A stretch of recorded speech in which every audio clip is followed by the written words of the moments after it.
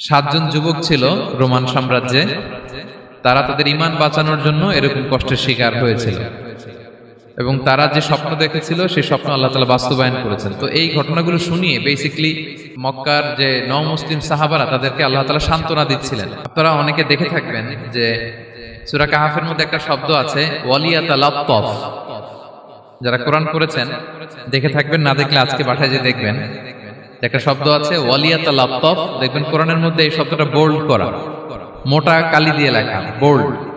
This is the middle of the holy Quran. এটা কোরআনের একেবারে মাঝখানে এই শব্দটা, এর আগে যত আয়াত তার পরে ঠিক তত আয়াত। সুবহানাল্লাহি বিহামদিহি। This is the middle of the holy Quran এবং এটা সূরা কাহাফের মধ্যে আছে। ওয়ালিয়াতালাত্তাফ শব্দটা আপনারা দেখবেন। আবিসিনিয়াতে হিজরতের পূর্বে তখন সাহাবীদের উপর, নও-মুসলিম সাহাবাদের উপর কঠিন অত্যাচার চলতেছিল, ভয়ঙ্কর ধরনের অত্যাচার।